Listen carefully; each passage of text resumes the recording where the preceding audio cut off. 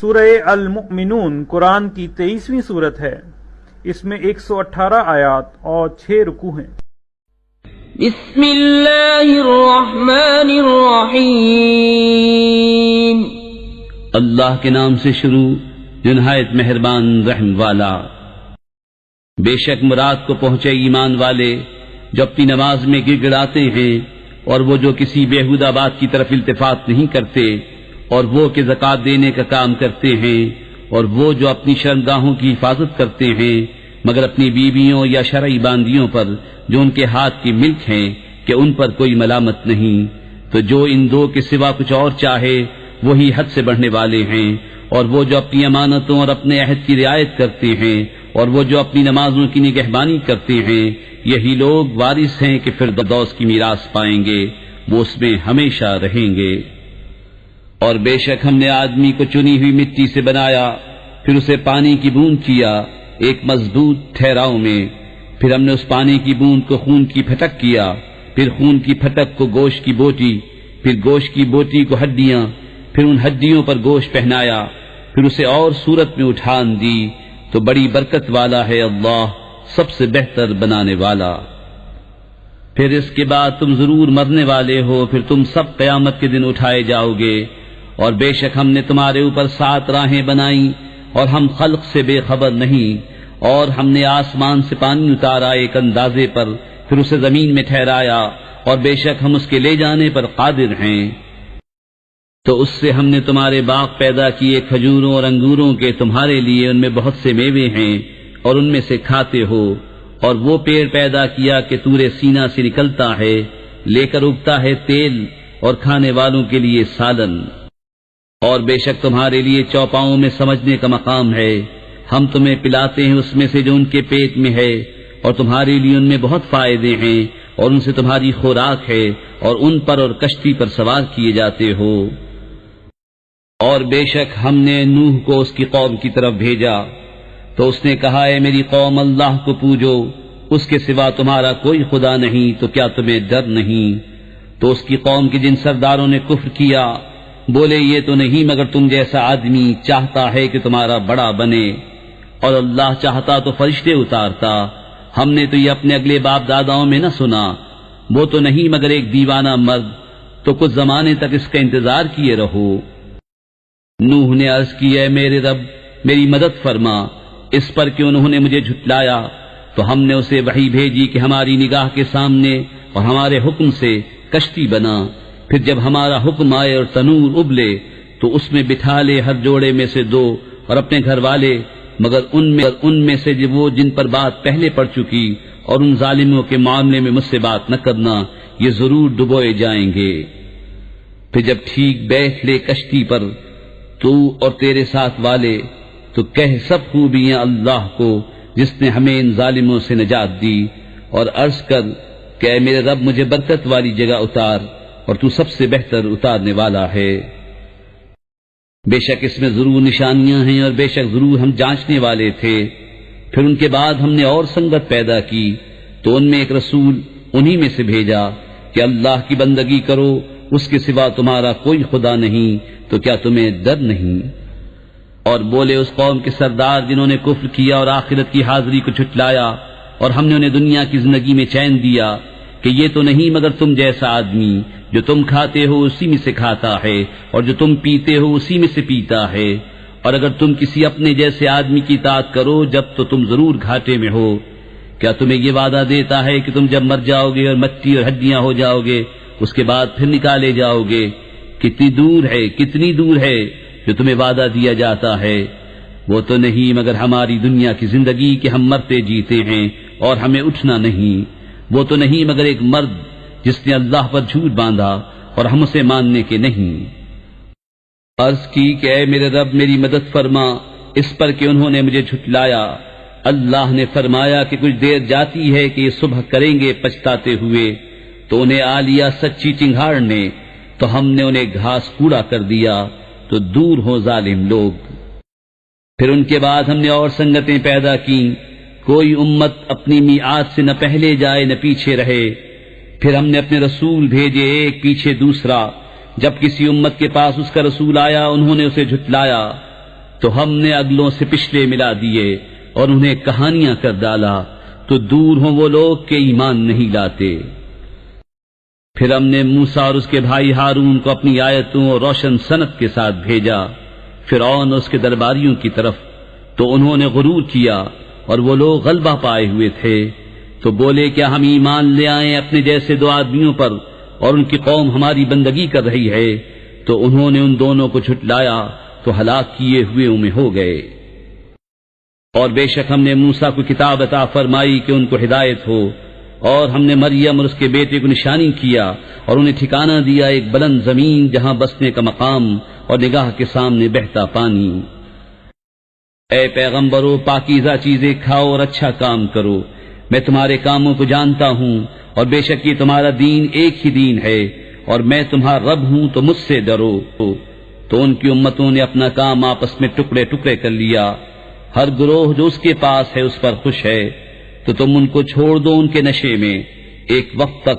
کیا یہ خیال کر رہے ہیں کہ وہ جو ہم ان کی مدد کر رہے ہیں مال اور بیٹوں سے، یہ جلد جلد ان کو بھلائیاں دیتے ہیں؟ بلکہ انہیں خبر نہیں۔ بے شک وہ جو اپنے رب کے در سے سہمے ہوئے ہیں، اور وہ جو اپنے رب کی آیتوں پر ایمان لاتے ہیں، اور وہ جو اپنے رب کا کوئی شریک نہیں کرتے،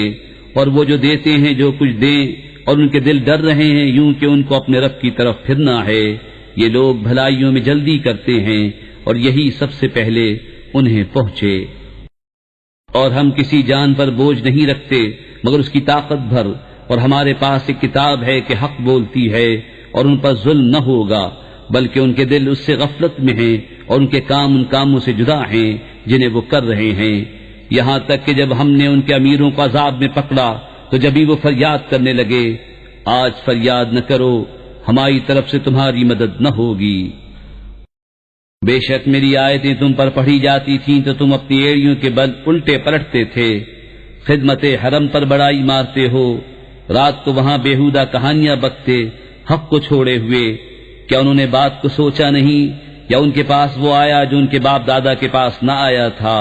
یا انہوں نے اپنے رسول کو نہ پہچانا تو وہ اسے بیگانہ سمجھ رہے ہیں، یا کہتے ہیں اسے سودا ہے، بلکہ وہ تو ان کے پاس حق لائے اور ان میں اکثر کو حق برا لگتا ہے، اور اگر حق ان کی خواہشوں کی پیروی کرتا تو ضرور آسمان اور زمین اور جو کوئی ان میں ہیں سب تباہ ہو جاتے، بلکہ ہم تو ان کے پاس وہ چیز لائے جس میں ان کی ناموری تھی تو وہ اپنی عزت سے ہی منہ پھیرے ہوئے ہیں۔ کیا تم ان سے کچھ اجرت مانگتے ہو؟ تو تمہارے رب کا اجر سب سے بھلا اور وہ سب سے بہتر روزی دینے والا،